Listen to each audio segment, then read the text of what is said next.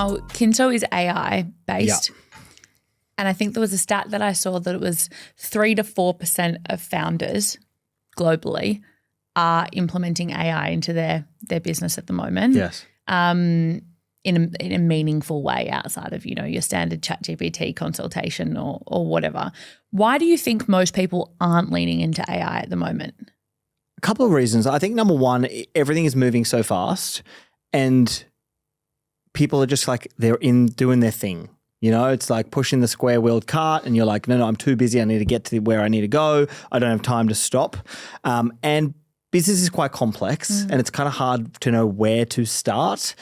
The second thing is I think AI is only as good as the inputs you deliver it. And so too many people will jump on there and they'll ask the most mundane question, like write me a great LinkedIn article or what's a great business idea I should do in e-com? And the response they will give you will be terrible. And then they go, this sucks. Or they're asking a question in their specific discipline to test how smart it is. And they'll go, whatever their discipline is, tell me about this thing and I'll give you an average response. And then they go, okay, I'm going to move on from this. This sucks.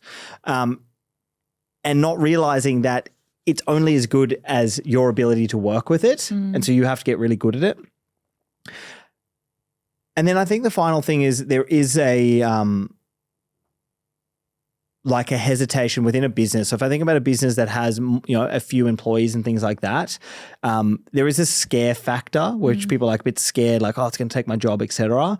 And so there's a bit of resistance. So like some of these dinners I go to that it's like all corporates and they all have hundreds and hundreds of employees, like their ability to get adoption is so hard and it's like so slow. And I think that's the biggest thing that's going to slow down this whole wave. Everybody talks about like, oh, when, artificial general intelligence comes out, like we're all going to be fucked. And it's like, well, actually, no, like it'll probably come out and then it'll take a long time for people to actually to realize the power behind it. Yeah, I love that. If I am a founder that's listening to this or an employer that's listening to this, what 3 things from an AI standpoint, we've gone down the 3 list again, what 3 things as an employer or a founder should I be doing from an AI standpoint? Yeah, cool. Number 1, never ask it a question directly. So if you want an outcome, i.e. the outcome is write me a piece of content, help me on this strategy, whatever it is, do not ask it a question. Ask it how it should ask itself a question. So you say the following: you're a prompt expert and you're going to deliver me the best prompt you've ever written. Following this, I'm going to give you the context of what I would like to see within the prompt.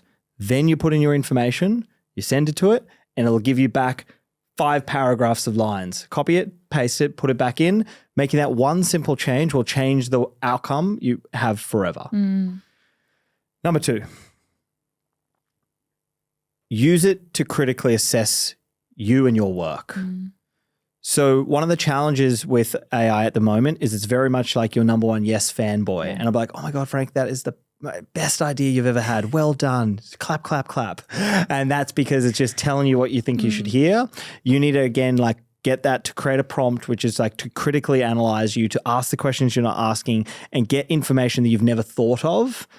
Then do that because then it'll like use it to be your own pessimist rather than your optimist to make sure like you complete your way of thinking. I think the third one is specifically if you're using a ChatGPT or a Claude is make sure you're using projects. So the project is how you house all information on one specific topic. If you don't keep things there, it won't keep and retain the context.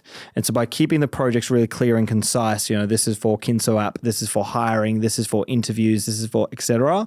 Anytime you ask it a question, it'll be in that specific topic. And the more you talk with it, the better and richer and deeper it is. Here's a little hack, number 4. 4. Yeah. You go and you say to ChatGPT, tell me everything you know about me. You ask it that question. And then you go into the settings and you look at the memories. It'll have saved all these memories and moments from your conversations. What you'll find is a bunch of those memories are old, null and void and aren't worthwhile. Delete them because then it'll have a clearer picture in order to answer you. Yeah, I think one of the best things I did recently, I say recently, it was probably like 6 months ago, is knowing what you know about me as a founder and did all of the proper prompts. Where are my blind spots? What am I missing? And it literally pivoted my entire strategy of what I want to do in the next 6 months. Love that. And change the way I think about a lot of things, which is great. If you are loving this episode, don't forget to leave a comment or hit that subscribe button. You have no idea how much it means for podcasters like me to get a like or subscribe, because it means that we can get better guests and we can get into more ears of people to help talk to them about marketing, social media, and personal branding. Now back to the episode. Now, if I'm a startup, we speak with a lot of startups and a lot of small businesses. Are there key AI tools outside of yours when it launches, obviously, that you think that every business should be using? I think keep it simple. I think there's so many right now that what actually matters is you getting the most juice out of one than trying a bunch of random ones. So like honestly, if you had to choose one, for me right now it's ChatGPT because of the memories function. It makes it the most useful. And I would just try and like learn that and try and see how you can get better at that to give you better outcomes, because it kind of covers a lot of the bases and it's tracking such that it's going to keep doing more and more of these like random other tools. And so just like, you know, I've spent now, I'd say I've focused 6 months on a lot of my learning time on like, how do I get better with AI? And a lot of it's just asking it like, how do I get better with you? You know, it'll tell me. And I feel like I'm now probably like I'm getting probably like 70% of its juice out. And it's only now that I'm really starting to get the power of it. And so like rather than grabbing all these random things, I would just literally start there. What's really cool about it is like, man, you're like, for starting a business, you can do so much out of it. So one of the pieces of content that we were doing is we were giving away a business idea each week. And one of the ones the team came up with was protein gummies. We launched that and I got an email last week and the guy goes, hey, I just want to let you know you fully inspired me. We're launching to market in a month's time. Wild. You just took this and like, and the branding was different but similar. And so you clearly like just followed this whole like prompt structure we'd given away. Like that's crazy. You know, like that's $20,000 or $30,000 you didn't have to go spend with a graphics designer. You didn't have to create a business plan. Like a lot of it was done and it's like, it's all driven by AI prompts. Like it's so cool. Yeah. I feel like I went about, 12 months ago, I went down the path of being like, okay, I'm going to try all of the tools that I see. Like anyone that I'm fed, I'm going to try them and I'll try them for their 7-day period or their 30-day period. And I feel like there's so many gaps in each of the tools from my point of view. If there's one that does one thing, but then there's another thing that does the thing that thing's missing, but there's not one tool that aggregates everything. And I feel like it's a real trap that I feel that people will fall into where they'll go, oh, I need that because my thing doesn't do that. And they then just end up having like 40 apps that they use and then they end up being less efficient because they're trying to train these programs and, you know, language models as well to spit out what they need, but they're actually just probably far more efficient using their own brain. 100%. Now, alongside Kinso, you're hosting Founders Table, where you cook lunch for founders. Yes. using your chefing experience. Bringing it back. How did you come up with the idea? It was really simple. So Jack and I were thinking about Kinso. We're thinking about the launching strategy of Kinso. And we had this conversation either in a run or something like that. And I said to him like, what would it look like if we did like a Steve Jobs style event where we had like the launch of Kinso was 2,000 people in a room? And well, I was like, that would be so cool. And I was like, I don't know 2,000 people. And I was like, how could we, because we were like, we're not going to host it and then not have those many people. We're like, how could we possibly know enough people that we'd fill out that room?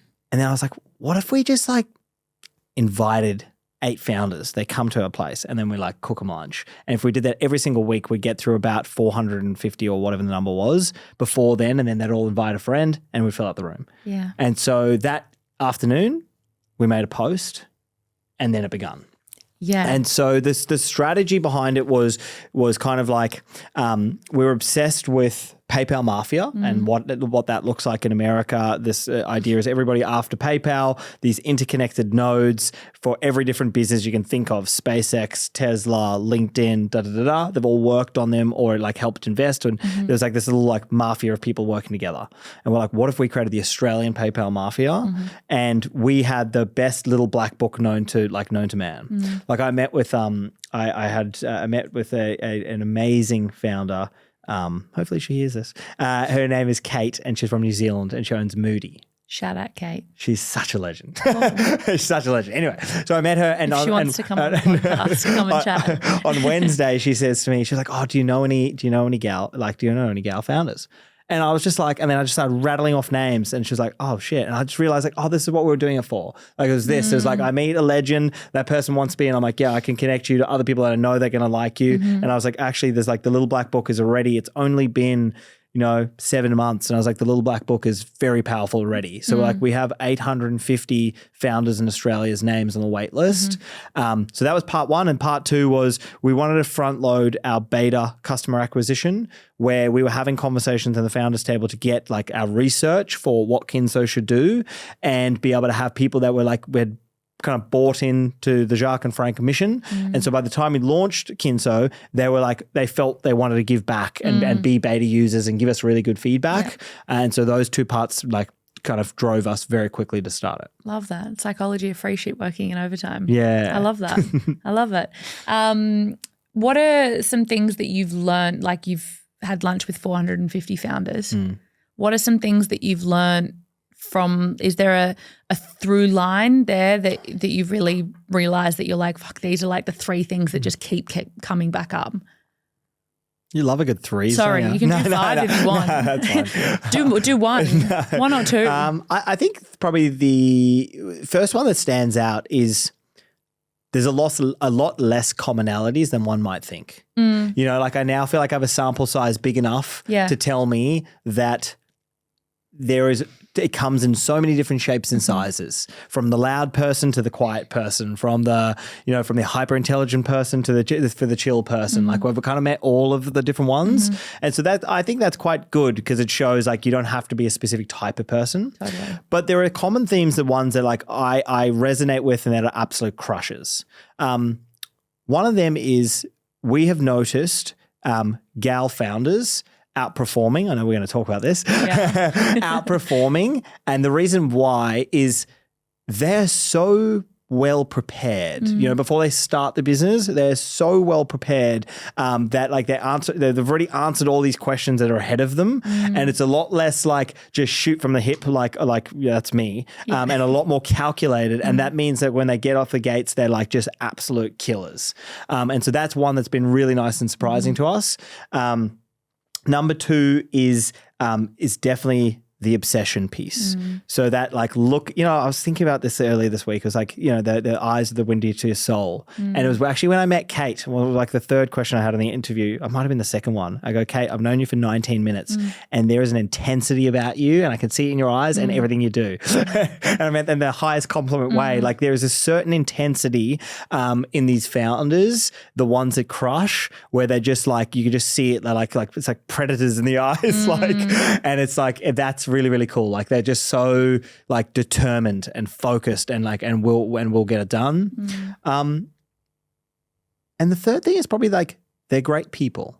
So I haven't yet met many founders that are really good at their craft that you're like, you're an asshole. Because I think to be successful, you must be likable in some way, shape or form. I don't think that's always true, but I think predominant of the time, like if you need to get customers, well, they need to like you. You need to hire employees, they need to like you. And so you're quite a likable person, which I find really interesting because like the narrative that lives on the social world is like rich people are ruining the world and rich people are really bad and blah, blah, blah. And I'm like, you haven't actually met them. Or you've got to be an asshole to get to the top. Yeah, that's right. Yeah. Like the commonality of any of the billionaires that I've met, and I haven't met a great deal, but maybe like 5 or 6, is they're fucking the best people. They're really, now maybe it changes when you get to the 50 bill mark. I've never met those people. I've only met the ones in like the 1 to 3. But my God, they're great people. Yeah. Yeah. I love that. Is there anything that surprised you about Founders Table? That's something that you weren't expecting? Probably how much people love it. I don't think we were expecting, like it was a pretty innocent Instagram story post that I popped up, and the messages and what people say and the like awareness that it built in a really small period of time, like through, there's copycats, stealing the names and all the kind of different stuff. And I don't really care because like we're not monetizing it. But just the amount of people that really love it, because, I get messages like, hey, Frank, just want to let you know that is the most connected I've felt in many years, because so many people share this thing, which is like usually the people in your friend circle aren't just all founders. And so therefore they're all on different walks of life. And so, one of the things we do at the table is like we celebrate numbers. If you're comfortable sharing, there's not a place where you're trying to project. It's a place where business is hard, and you share that you do 15 million revenue, you're growing 100% a year on year, and everybody goes like, yeah, and they're clapping and they're frothing and they're really, really excited. And then they go like, wow, I felt like so seen and heard and I felt really cool. And I think that's the most special part, is how much people just absolutely froth. I am quickly interrupting to let you know that all of the good stuff lives in our emails. Cheat sheets, exclusive events, workshops that we run for our community that are centered around marketing, social media, and personal branding. You can sign up for our emails in the show notes. Back to the episode. And I know like when we started chatting, I think I reached out to you to come on the podcast, and then I turned up to one of your events, which I loved. You're like, great. Amazing. But obviously one of the things, and I know that you know that we're going to talk about this. I've been nervous about this all Don't week. be nervous. One of the things that I spoke to you about, you said, do you have any feedback? And I said, when I was thinking about it after the event, I was like, fuck, there was like, I could maybe pick like 5 or 6 women in that room, including myself, not including Talia from your team. Oh, count her. But in terms of guests that had turned up, and I was like, my first question was like, wait, why aren't more women there? I can completely acknowledge that your audience is male skewed perhaps, because that's the way in which your content draws people in, or for whatever reason, or the fact that you are a man. But I was like, I got so much out of that, and like I've had other connections with people from in that room itself, where we're now speaking about business and blah, blah, blah, and helping them with my business and their business and all of those things. So the connection that came off that, I was like, that is the shit that needs to happen more often, because it wasn't, the panel was great, but it was the stuff that happened after the panel of people staying in the room, chatting, freely introducing themselves, the weirdos introducing themselves to the weirdos, because it's like, I like talking to people. I love figuring out what people are doing and how they're doing it and learning a different way of doing it. But I was so shocked that there weren't more women in the room. And I know that you've said that you've made a conscious effort to get more women in the room, but why do you think there weren't that many in the room? So firstly, I'm going to caveat it just in case people listen to me and go like, you're an asshole. Why weren't there more women in the room? So from the first ever Instagram story post, we have done the most conscious effort to ensure, and not because I want to get numbers and I want to have like equality and 50-50 and all that kind of stuff. I don't I just genuinely like having women in the room because I like the balance. It's it's a dynamic and I like that. In our last business, I think it was about 55 or 60% were gals, right? I'm a gals guy. Yeah. And so I just like it. And so one of the things we would put out the story, we would have 95% men apply, and then we would then we would go and find more, we'd put it in there, then I would ask them and I would say to them a bit jokingly, I'm like, do you mind sharing your story just so the girls, more girls will come and they don't think I'm a freak. And then we slowly building until the place, I just looked at the founders table that's happening not next week, the week after. I'm I've oversubscribed on gals. Love. So I've got Brittany Saunders, Rachel Wild, Kate, I've got Susan Wheeldon from Airbnb, and I got another gal. And I'm we're going to have too many gals. I need some guys, right? So it's moving in the right direction. Love. But the one you're talking about, which is an event, which is like a fireside chat, it's kind of we have to start again. Yeah. Right? Because it's because the social piece is a big piece, which is people sharing photos and those guys all sharing photos, it's all going to their little guy networks and so on and so forth. And so you kind of have to start in the same intentions again. Yeah. So with that one, we had 150 apply and we let through 100% of the gals, only 5 showed up. Sad. And then so the 50 guys that we didn't let through, well, obviously they couldn't come. Yeah. So it's just, I think it's I think it's like one of those things that's like skewed, because if I was a gal founder hosting that and Jark was a gal founder, we'd have, you know, like 100%. if it was like a Jane Lou, Yeah. it'd be all gals. Yeah, absolutely. and so I just think it's like, it's something that I'm super conscious of, but it's, I think it's, you just kind of got to work at it. Yeah. I feel like, I mean, I have a very, I suppose the last 12 years I've spent working in marketing, advertising agencies, right? And I've always stood by the point that I think there's two types of women in the world. I think there are the types of women that see someone great at their job and go, I want you on my team because you're going to make me look good and we're going to work great together and do great things. And then there's the type of woman that goes, you're better than me at this, and there's not space at the table for both of us. Therefore, I need to dim your light to ensure that you don't outshine me, right?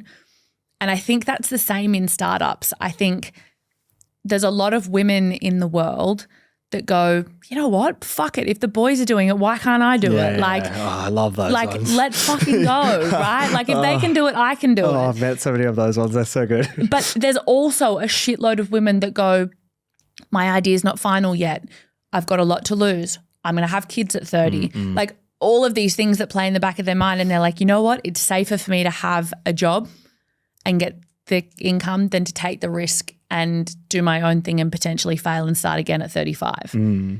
And I hate it because I'm like, there are so many intelligent women out there that would be incredible business owners or have incredible business mindsets that aren't doing it because they're scared or the risk is too high or they want to have kids and they want to be set up to have kids. Is there any advice that you'd have for females that are wanting to do it but have not quite crossed that ditch yet? I feel like it's not my place to say. From what you've seen, like you can talk from your experience. I think you've sat with enough women now, and I think to say that you have Brittany Saunders, Rachel Wild, you know, you have 5 women that are very successful in their own right coming to your next Founders Table event. What are you seeing in these women that are turning up, successful women that are turning up, that potentially women haven't been exposed to yet? Because I'm a big believer that if you can't see it, you can't be it, right? Yeah. And I'm like, at that event, for example, your event, if you had a Rachel Wild sitting on that panel, I guarantee you have more women there. But I step into that room, and if I'm not as confident as I am and could talk to the wall of it would talk back to me, I'm not going to put myself in a situation like that because I'm like, oh, well, if I don't have someone to go with or if I don't know anyone else going or whatever, the risk of being on your own or doing something out of your comfort zone outweighs the reward of learning something new or meeting someone new that could potentially change the trajectory of your life. I don't know if I have too many great answers with this one. I think all I've seen so far, like thus far, is those gals are outperforming their male counterparts. And so I just see a lot of it's the attitude that the first attitude you described. And maybe that's again, it's a sign of who's come to the room. Yeah. You know, if I think about like an Annabelle Clutch Glue, like she came into that room with so much energy and just such an absolute killer, like a Raquel Boris, like literally like says like, I got big dick energy. Like, you know, these girls, like they're just like, they are very thoughtfully considered. They've kind of got all of their ducks in the row, but they got the attitude, which is like, kind of like, fuck it, of course I can do it. And it's really interesting. A lot of them, like, you know, I've had ones where only 2 gals apply and then show up, and then I say apologies, and they're like, oh no, I don't give a fuck. Like, I don't give it. It's like that kind of attitude. Yeah. So I don't know what the answer is, but all I know is I see, you know, Jack and I have talked about this before, which is like for our kind of like the investment side is like, we want to back more gals because we just see that as like an investment arbitrage because they're like, they're like, you know, they are way more meticulous in their ability to like execute. And so we're like, that's probably going to be like a great opportunity to invest in. Yeah. Which a lot of investors aren't investing in. I think the stat, I can't remember who I heard talking about it the other day, that it was like less than 2% of VC companies in Australia especially are backing female-based businesses or female-founded businesses. Yet you're sitting here being like, hey, that's the golden goose. Like they're the ones that are doing the due diligence. They're the ones. Why do you think that is? I'm always a little bit scared of stats, right? I think a stat can paint kind of any picture you want. Sure. And so one of the things I'd be nervous about is like, well, how many apply? So what's the relative application rate? Yep. And is it only 2% of them are gals that are applying? Yeah. And actually, so therefore it's nothing different. And so that's the only thing I wouldn't know the answer to. And then I would also suggest like, I think the world has come very far in a pretty shortish period of time around all of these things, where now some of the tables are turning. Like, like the stats in universities in America, like there's way more girls in universities than there are guys. So you're kind of like, a lot of the stuff is like we're already on the steam train to like seeing a different side of it. So I wouldn't quite know, and it'll be interesting to see watch it all unfold. Yeah, I couldn't agree more. Now, going back to the part that you said around Founders Table, you put one post up. Yes. And it filled your lunch. Yeah, for the next 4 lunches. Yes. So that's what, 40? 45. 45 people. Yeah. One post. One single story post. Yes. Personal brand and the importance of it. Where do you sit on that spectrum of like how important is it as a founder to have a personal brand? Total side note. One of my challenges is I'm like so nuanced, and so I never get like the great cut through that everybody else does in content. People want to say like, this is the one thing that's absolutely fucked, and then they blow up. Yeah. I've always been so nuanced, and so my problem is I'm never black and white. And so to your question, how bullish am I? I'm like super bullish, but do I believe you have to do it to be successful? No. Absolutely not. Yeah. Anybody tells you, they're probably selling you a course on how to become a content creator. I think the only reason that someone could give me an excuse as to why they shouldn't do it is if they say, Frank, I'm a personal person. I don't want to be on camera and I don't want people to know about me. I go, okay, that's cool. That's your own thing. If there's any other excuse than that, I don't have time, blah, blah, blah. I don't think I'm interesting, all that kind of stuff. I think all of that's bullshit and you shouldn't worry about it. I just think it's a total unfair advantage. And I think, it's all relative. Like you don't have to have crazy big numbers. Even if you just take the view that, okay, when I'm going to hire someone, they're going to search my name and what I want them to see. Like what's the actual real life resume that I want them to see about me? That's the thing that's like, it's unfair. And then I just look at some people, like take Atalia as an example. She didn't really do anything. She came to the business. We like encouraged her, gave her a platform to work from, and now just absolutely crushing it on TikTok. Crushing it. And I'm like, the opportunities that come from it, like it's just so cool and it's just so good. And if you kind of separate this idea of like I'm trying to be famous to like I'm trying to achieve something and this is like a vehicle for it, it's just like it's unfair how powerful it is. Like now I look at people like I look at someone like a Hormozy and I'm like, you put out a video, every video, anything, a tweet, and it's 500,000 people see it. And you're like, wow. Literally. Like the machine that is made is just so crazy. Totally. Like you got to get there. It takes time. But like when you get there, it's just unfair.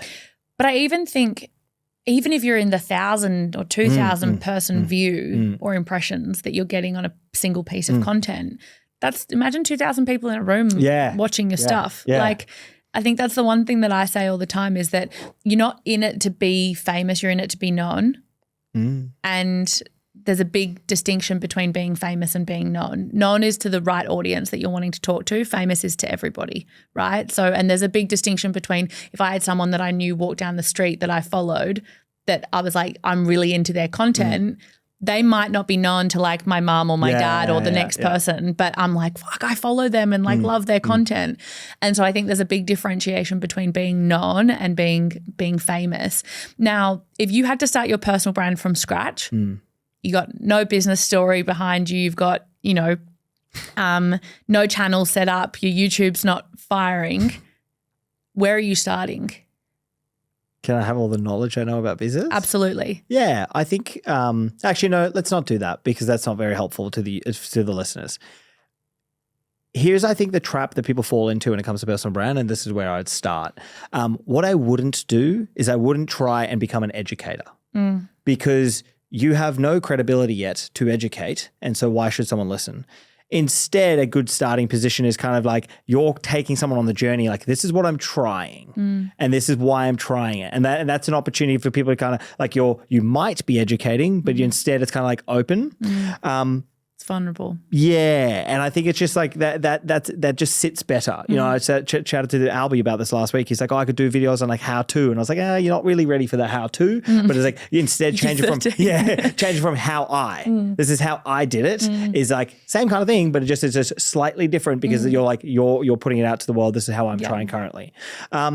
The next is kind of like probably from like a macro sense. What I'm noticing, because I'm very close to it, is people's wanting education is changing. So some of the stuff that I've been putting out, I've realized like, I think people, maybe it's a sign of the times, the economy or something in the world is happening where things where I'm trying to teach you, people are not interested.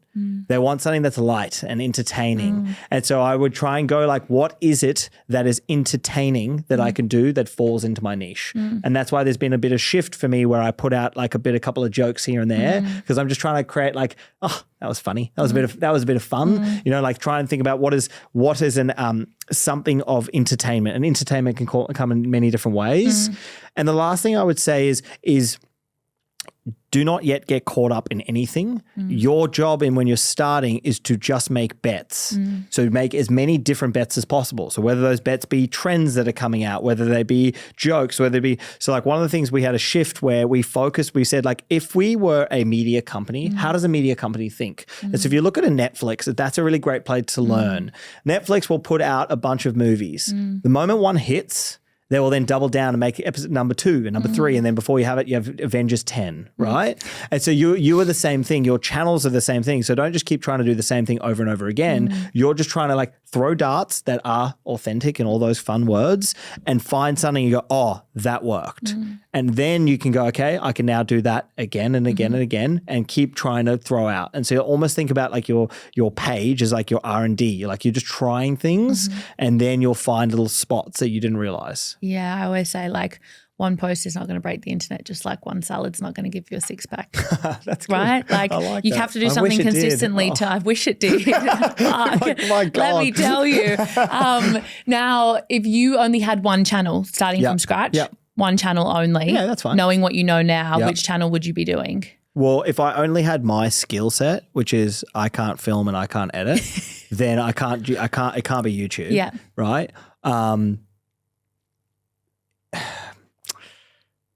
Fuck, it's a wrestle. Would it be YouTube if you had those skills? Yeah. And then if it's not YouTube, what is it? I'm wrestling. I'm having an internal karate kick battle in my head. I think, I think it's like, it's interesting because it depends kind of like on your niche. Like if I think about like TikTok, you can outperform if you hit it. Right. And then you can get these big magical numbers, but how much of that is converting to dollars? And I'm not convinced in my world, many of them. And so it wouldn't be TikTok. Then I have Instagram and LinkedIn left. Instagram's probably the strongest because I can get the reach. So I reckon it's probably Instagram. And you still can make it work really quickly. Like Albie's a great example. He didn't post anything. He's 13 years old. He has none of the things that we're talking about. And off the phone that looks like it was like an iPhone 2. It like the iPod Shuffle. You know, it's like he came in for a mentoring session and he showed me one hit 350,000. I'm like 350,000 people and you're a 13-year-old kid. That's crazy. And you've been doing it for 3 weeks. Yeah. So it's probably Instagram. Okay. Yeah. I love that. Yeah. Yeah. Took you on a full journey there. Yeah, no, I do love that. Yeah. What content are you loving online at the moment? I'm not much of a scroller. Okay. Yeah. Love so that. like, yeah, I'm maybe 10 minutes on Instagram and maybe 10 minutes on TikTok a day. I'm a YouTuber. Okay. So YouTube's so strange as a channel. Really? I find it so like, I have never been someone that sat and watched YouTube. My partner loves YouTube and like would prefer YouTube over like Netflix or anything else, right? Yeah. But I find it so strange. I'm like, how do people stumble across these things? Like, we've got a YouTube channel for the podcast, and I'm like, where did you all come from? How did you find me? Because we just have the episodes and shorts up there, but I'm like, wait, we have so many subscribers, but it's a one-way communication channel because it's like us putting videos out and I can't see anything about our subscribers. And I find it so strange because Instagram, TikTok, LinkedIn, it's all like somebody has a personality or a profile behind it. YouTube doesn't.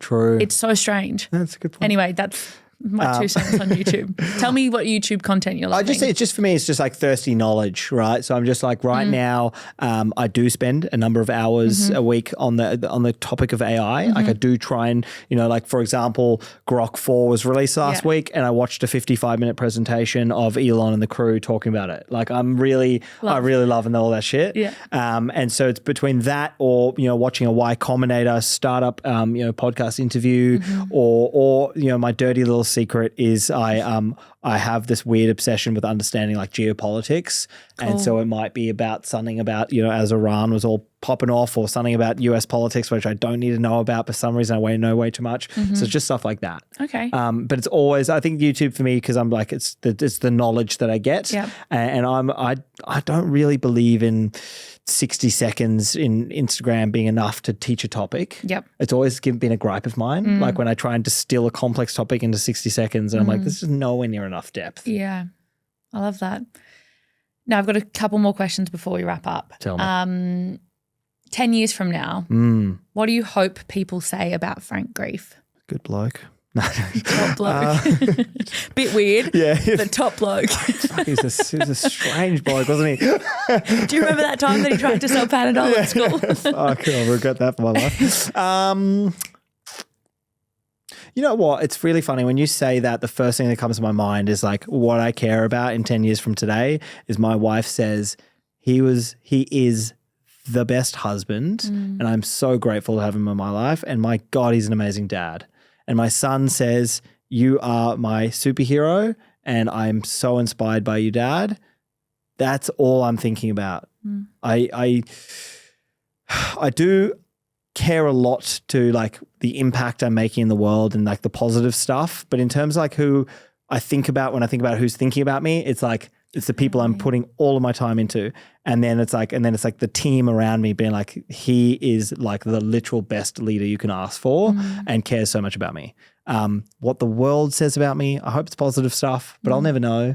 And it matters way less than like my wife and my son and my kids. And if that's what you want to leave, say, the world with, is what your wife and kids say about you, how do you go about ensuring that you're giving them as much of your time as you are what you're building? I just let my son watch my Instagram and say, I plug him in at night and be like, this is what Daddy did today. This is Daddy, look at him go. What do you reckon? He watched my YouTube channel. Like, if you want to talk about it, just shoot me an email, brother. Yeah. Text me. Here's a phone. Now, I'm actually pretty proud of this. Like, I'm really good at this. So we have designed our life in Kinso, like our optimal life. Yeah. So we're in the car at 6 a.m. to get to work, which is outrageous. But it's because I 5 a.m. I wake up. My son's usually awake with me. We train. We'll go to work. Then we leave at 3:30. So my last meeting is in the car, 3:30 to 4:30 if I have one. Then I pick up my son from daycare, and then I spend the afternoon, evening with my family. And then on the weekends, I do nothing. I just chill out with my wife and my son. And so like I don't. Do you work? Not that much. And if I do, like it's in the early mornings. So it's like when my wife and son are asleep. And then I'll just do so. And it's kind of like more like a little bit like it, for a specific moment I need to do something. Yeah. But like pretty consistently I don't. And I'll usually feel towards the end of the week like I'll go like I'm feeling a bit like how are ya? I need to have like some time off my phone this weekend. And because social media is part of my work, then sitting on social media doesn't give me like I'm a bit like, oh, it's a bit like worky, and so I kind of move away from it. But yeah, I just spend heaps of time with them on the weekend. And so I don't feel like I'm like trading off that because I'm home before a corporate person is home. And so I reckon I've got enough time there that they'll be saying those things. Yeah, isn't it funny? I think that there was a happiness study done on happiness at work, and the 5 things that came up, none of those 5 things mentioned money. And I think it's so fascinating because I think, you know, I've had my business almost 5 years now, and I'm like, we've made more money than I would have made working for somebody. Quick pause for a second. I just want to quickly interrupt to ask you one thing. If you are loving the content that you are listening to, make sure you hit subscribe or leave a review. I want to keep these podcast episodes ad-free for as long as possible, and the only way that I can do that is by you guys subscribing or leaving a great review or sharing it with a friend. So that's all I ask of you today. Now back to the episode. But it's not the money that makes me happy. It's the way that I can design my life. And I think that that's the biggest takeaway is, I don't have 180 mil. But I don't know. I don't either, so don't worry. But I don't have big money. Yeah. But I think that there comes a point, and there was a podcast that I was listening to with, I can't remember his name, but he talks about this idea that once you kind of earn over $100,000 a year. I think that's a bullshit study. No, but once you earn over a certain amount, your priorities are no longer money. Like they shift. And I think what your sentiment around that is it's exactly that, right? Like you don't want to leave the world with a shitload of money. You want to leave knowing that you've made an impact on your wife and your son. And I think that that's really important. Now, what hill are you willing to die on when it comes to business, brand and life? For business, like I'm just not prepared to fail. I just will not stop. It's not happening. Until we do what we set out to do. Love. And that may not be in the form of the exact product. It probably won't be in the form of the product that we're going after it. And it wasn't last time. But it was like, I'm a hungry dog. I'm a hungry dog with a bone. And I will continue and I will be relentless in my pursuit of getting the outcome I want. Yeah. And so that's the hill I'm going to die on. I love it. For brand, when we say brand, is it personal? Is it business? Whatever. Oh, Can be whatever you want it to be. okay. I mean, you could have just chosen one of the three, business, brand or life. Oh, Either. okay. No, that's fine. What do you want me to I'd die? say if like brand is, I'm going to go brand, I'm going to go personal. Unashamedly me, truthful, right? Like that's a big thing for me. It's just like, just the truth of it. And as long, and I'm just like this, and it's sometimes to my detriment. Like for example, I sit down with front of these new software engineers, and I just tell them, here are the reasons the other software engineers have said they don't want to work with us. Here are the top 3 reasons, and I just do that because I'm just like, that's what they say. If that's how you feel, that's cool. We can kind of move on. Yeah. But it's just like then I'm not caught up in a web of lies, and I'm fully transparent. Or I say to them, here are the reasons why the venture capitalists don't want to back us, and they think we're going to fail. In a job interview on the first one. I just do that because I'm just like, it's so much simpler. Yeah. We're all just leading forward in the exact right. This is what it is. And so boom, like whatever. Life.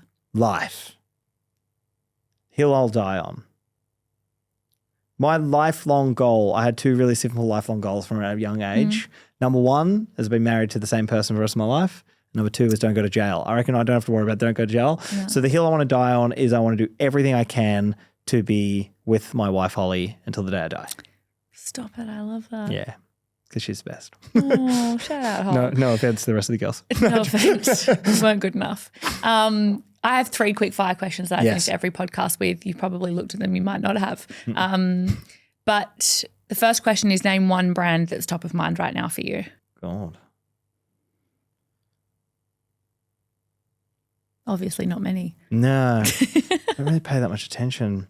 To be honest, right now, top of mind is Cluely because they're just absolutely just how much they've in the world of in the last 3-6 months. Doesn't mean it's a good positive thing. It's just in my mind at the moment. No, I love that. Yeah, and doing it in such a unique way that I think it's fucking cool.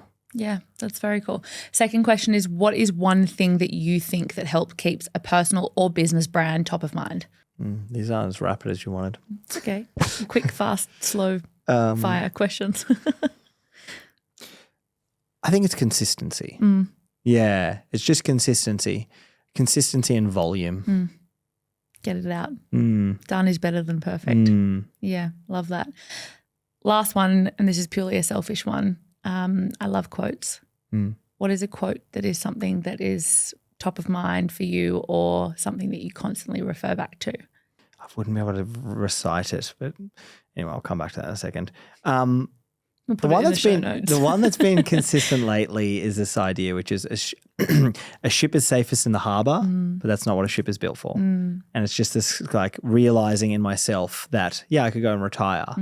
It's not what I'm built for. It's not what I've been put on this earth for. Yeah. Like I'm not designed that way. Yeah, I love that. Frank, thank you so much for sitting with me. My pleasure. I've learned so much, and I'm sure people listening will have learned something or taken something out of it. So I appreciate your time. No dramas. Good luck with Kinso. Thank you.